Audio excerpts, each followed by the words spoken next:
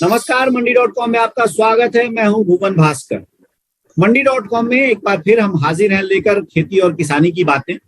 आज हमारी बातचीत केंद्रित होगी जैविक खेती पर।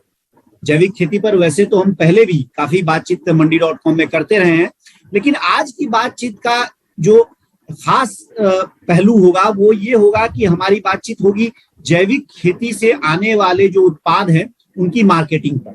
और उसकी मार्केटिंग में भी हम बात इस पहलू पर केंद्रित रखेंगे कि जो मार्केटिंग होती है वो किसान से किस तरह से किसान के लिए किस तरह से फायदेमंद हो सकती है, क्योंकि अभी भी जैविक खेती हो रही है, उत्पाद बाजार में आ रहे हैं, उनकी ब्रांडिंग हो रही है, उनकी मार्केटिंग हो रही है। और हमारे आपके जैसे जितने जो उपभोक्ता हैं, कंज्यूमर के तौर पे जब आप जाते हैं दुकानों में जैविक उत्पाद खरीदने, तो आपका ये अनुभव होगा कि जो सामान्य उत्पाद हैं उनके मुकाबले दोगुने तिगुने तक की कीमत हमें उन उत्पादों के लिए देना पड़ता है। लेकिन क्या वास्तव में किसानों के पास, जो जैविक खेती के किसान हैं, उनके पास इसी परिमाण में ये प्रीमियम जाता है? शायद नहीं। क्यों नहीं जाता है और क्या ये किया जाए तो इस स्थिति में बदलाव हो सकता है? ये सब बातों पर आज हम अपने कार्यक्रम के दौरान चर्चा करेंगे। आपको हम सबसे पहले परिचय कराए थे आज के हमारे मेहमान से। हमारे आज के मेहमान हैं संदीप शर्मा। संदीप छत्तीसगढ़ के बिलासपुर से हमारे साथ जुड़े हैं और संदीप वैसे शैक्षणिक आधार पर इंजीनियर हैं, लेकिन पिछले कुछ वर्षों से जैविक खेती से जुड़े हुए हैं। जैविक खेती से जुड़ने के बाद एक 5-7 साल जैविक खेती में रहने के बाद उन्होंने जैविक खेती की मार्केटिंग से भी अपने को जोड़ा है। और खास बात यह है कि संजीव जो पूरा काम करते हैं वो करीब 200-250 किसानों के साथ मिलकर करते हैं। और जैविक जो उत्पाद है उनकी मार्केटिंग इनका एक तरह से आप कह सकते हैं कि यूएसपी है। तो हम आज संदीप से ये समझने की कोशिश करेंगे कि आखिर एक आम किसान कहाँ चूक रहा है और किस चूक को खत्म करके वो ज्यादा से ज्यादा भाव हासिल कर सकता है जैविक उत्पादों का। संदीप, बहुत बहुत स्वागत है आपका हमारे कार्यक्रम में। हाँ जी, धन्यवाद। संदीप, हम मूल विषय पर जो बार बार मैंने अभी कहा है इस कार्यक्रम का परिचय कराने में अपने दर्शकों से, उस पर हम आएंगे, जल्दी ही आएंगे। बट उससे पहले मैं चाहूंगा कि थोड़ा सा कार्यक्रम को एक पर्सपेक्टिव देने के लिए आप अपने बारे में बताएं और खास तौर से अपने बारे में ये बताएं कि जैविक खेती में आपकी रुचि क्यों हुई। और जैविक खेती में आने के बाद से मैं आपसे खेती के लिए नहीं पूछूंगा, लेकिन कारोबार, बिजनेस, आजीविका, लाइवलीहुड के लिहाज से आपका अनुभव क्या रहा है? जी, मैं रहने वाला शिवपुरी मध्य प्रदेश का हूँ और जैसा कि सभी लोग 12वीं करने के बाद कॉलेज की पढ़ाई के लिए इंजीनियरिंग करने में आगरा आया। और इंजीनियरिंग के माहौल के बीच में मैं अपनी उपयोगिता को नहीं देख पा रहा था। ना तो मुझसे अंग्रेजी की पढ़ाई हो पा रही थी और ना ही मेरे को बहुत उसमें रुचि हो रही थी कि सारी किताबें पढ़ के मैं कहाँ पहुंचूंगा।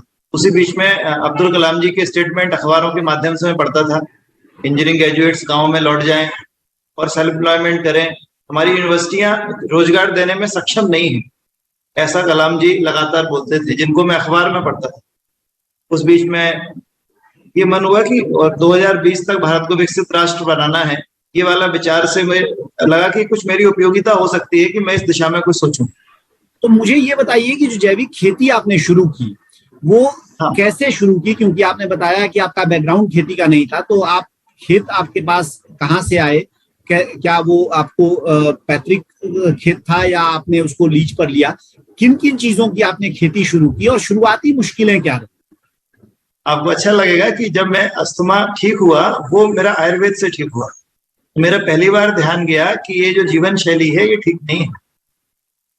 वो पहला पॉइंट था कि जो मैं 19 साल का था और हर साल इनहेलर से और एलोपैथी से परेशान था और मैं कुछ आयुर्वेद की कुछ जड़ी बूटियों से फ्री में ठीक हुआ, जिसका कोई पैसा नहीं लगा।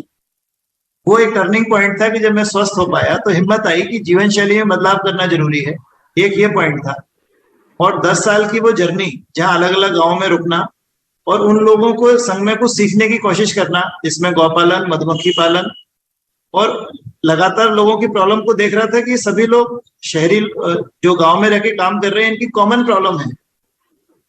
एक ये नेटवर्क बना। तब 2012 में हम कुछ दोस्तों ने प्लान किया कि हम लोग एक जमीन लेते हैं और एक जैविक खेती का एक प्रयोग शुरू करते हैं, जो कि छत्तीसगढ़ में आना हुआ।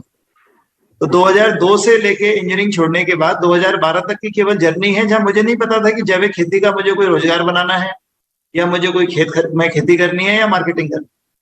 पर 2012 तक ये समझ में आया कि मेरे को शहर में नहीं रहना, ये तय हो गया था। और गांव में रह के कुछ ऐसा मीनिंगफुल काम करना है कि गांव के बच्चे शहरों में ना जाएं और गांव में सम्मानजनक जी सके। इस उद्देश्य को लेके हम लोगों ने कुछ भी दोस्तों से बात करके, हाँ, कौन कौन सी चीजों की खेती आपने शुरू की और हाँ, वो जब शुरुआत आपने की उसके शुरुआती चैलेंजेस क्या थे? 2012 में खेत खरीदना पहला चैलेंज था कि हम लोगों ने खेत खरीदा, उसकी लेवलिंग करना, घर बनाना, और जब पहली फसल हमारी जैविक खेती की निकल के आई तो जो 10 साल की ट्रेनिंग थी वो फेल हो गई, क्योंकि उस खेती को खरीदने, उस फसल को लेने वाला कोई नहीं। जो 13 साल बाद पता चला, 13 साल तक वो एक आइडिया था कि हम जैविक खेती करेंगे और समाज हमारा वेलकम करेगा। पर 13वें साल में जब खेती करके हमारी जब 12 क्विंटल धान आई हाथ में, पता चला उसको सारा चूहे ही खा रहे हैं, लेने वाला कोई नहीं। तो उस धान को हमको मार्केट से रासायनिक खेती से भी कम कीमत में उसी मंडी में जाके बेचना पड़ा। ये पहला चैलेंज था। सेकेंड ईयर में उसका मिलिंग चैलेंज था कि मिलिंग कहाँ कराएंगे, क्योंकि ऑर्गेनिक के लिए इतने छोटे बैचेज हैं, उसमें से हमको आता भी कुछ नहीं था। यानी ये तो संदीप आपने एक बहुत बहुत ही मजेदार बात कही कि आपको जो पहला चैलेंज आया वो खेती में नहीं आई, वो दरअसल आपको उस खेती से जो उपज आई उसकी मार्केटिंग में आई, उसकी मार्केटिंग में आई। ये एक महत्वपूर्ण चीज आपने कही है। इसी पर हम चर्चा को आगे बढ़ाएंगे, लेकिन फिलहाल वक्त हो गया एक छोटे से ब्रेक का। ब्रेक से लौटेंगे, देखते रहिए मंडी.com।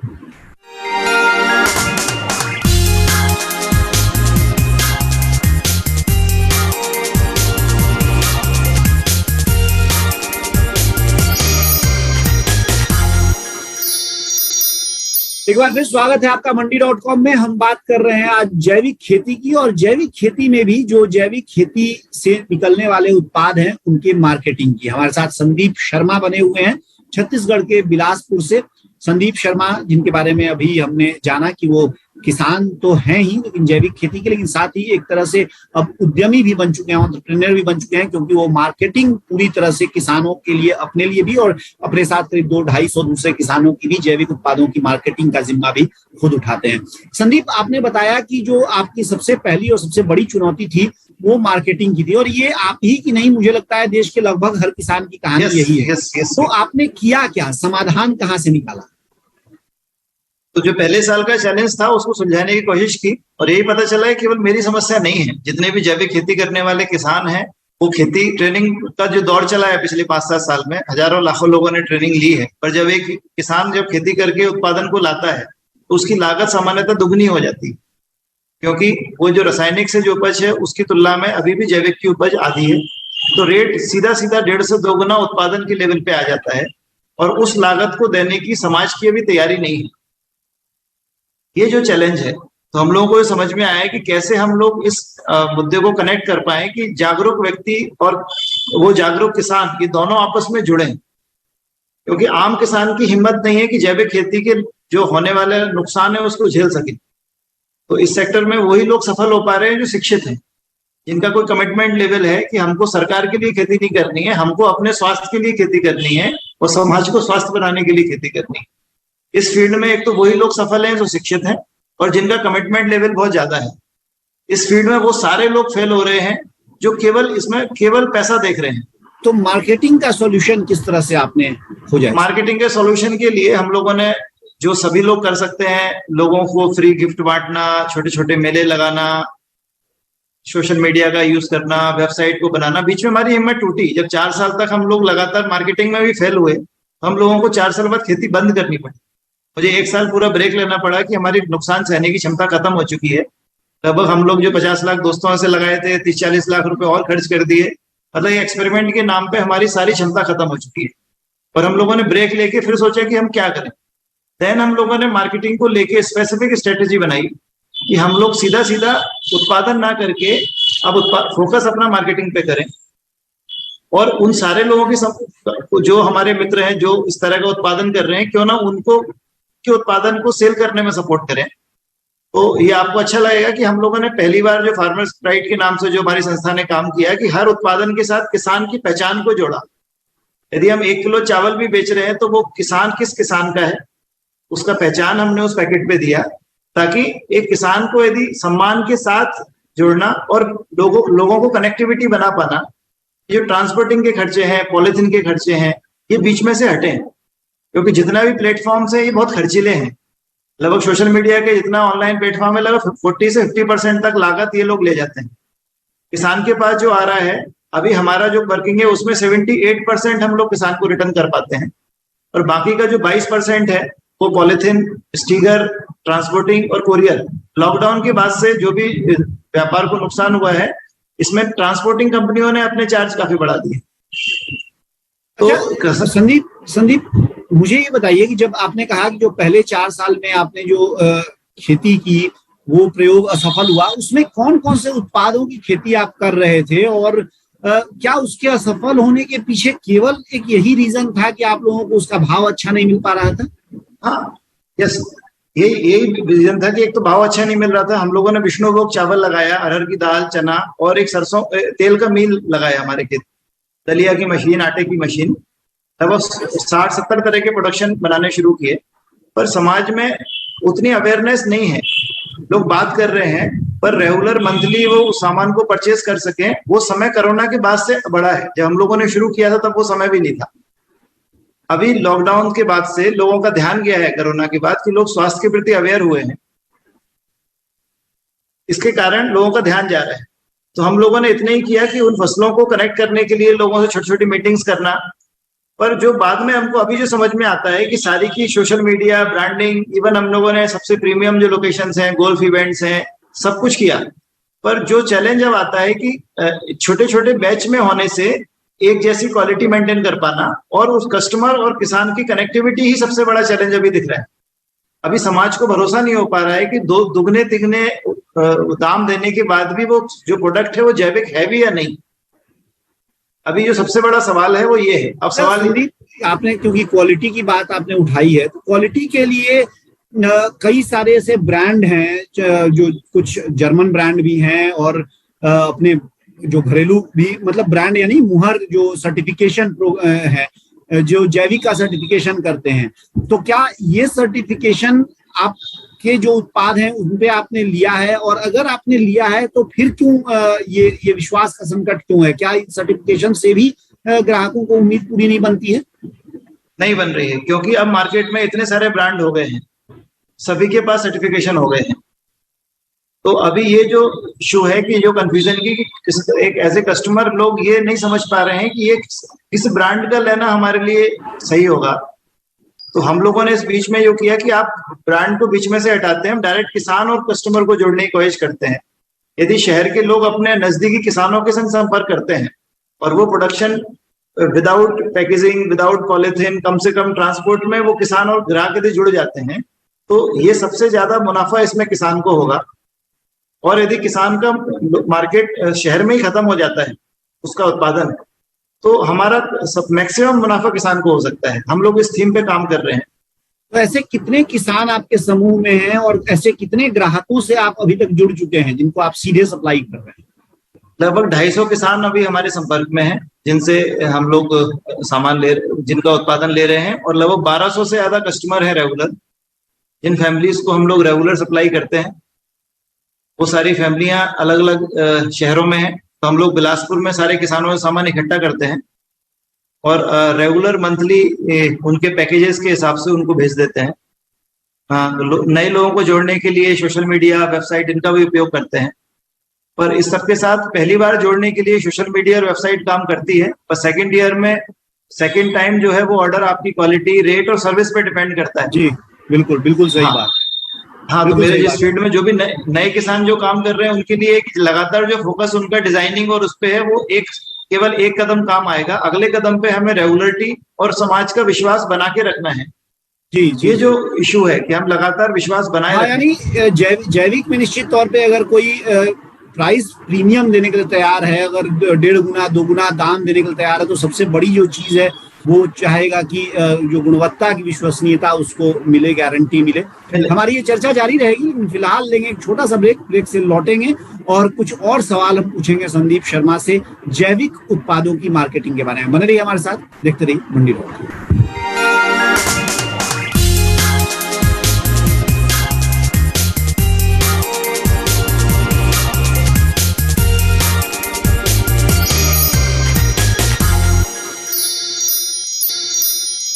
एक बार फिर स्वागत है आपका Mandi.com में। हम बात कर रहे हैं आज जैविक उत्पादों की खेती और उनकी मार्केटिंग के बारे में, और ये समझने की कोशिश कर रहे हैं कि जैविक उत्पादों की जो बड़ी भारी कीमत एक तरह से बाजारों में उपभोक्ताओं को मिलती है, उनका ज्यादा से ज्यादा हिस्सा कैसे किसान अपने पास ले सकता है, जो ऐसा किसान जो जैविक में खेती कर रहा है। संदीप शर्मा हमारे साथ बने हुए हैं, छत्तीसगढ़ के बिलासपुर से, जो स्वयं भी जैविक खेती करते रहे हैं, उसके किसान रहे हैं और अब करीब 250 किसानों के साथ मिलकर उनके जैविक उत्पादों की मार्केटिंग में भी उनकी मदद कर रहे हैं।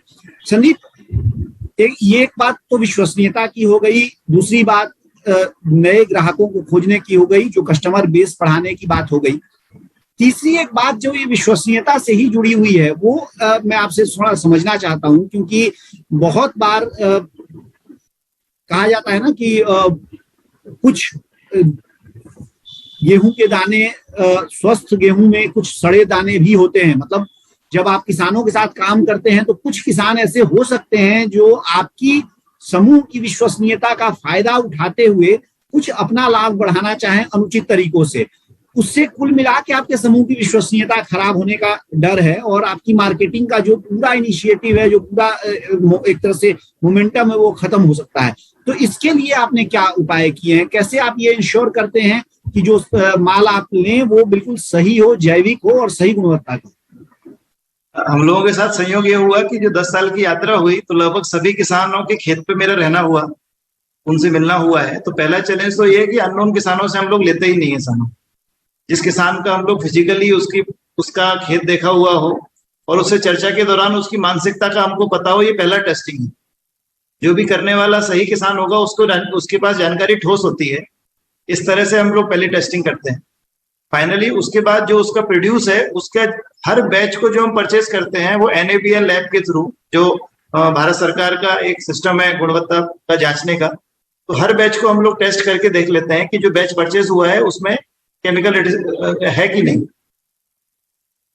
इस तरह से हम लोगों ने क्वालिटी पैरामीटर को बहुत ही टाइट किया हुआ है। तो लगातार लोग कोशिश करते रहते हैं कि हम लोग हमको बेच पाए अपना कुछ गलत सामान भी, पर वो ऐसा हो नहीं पाता है।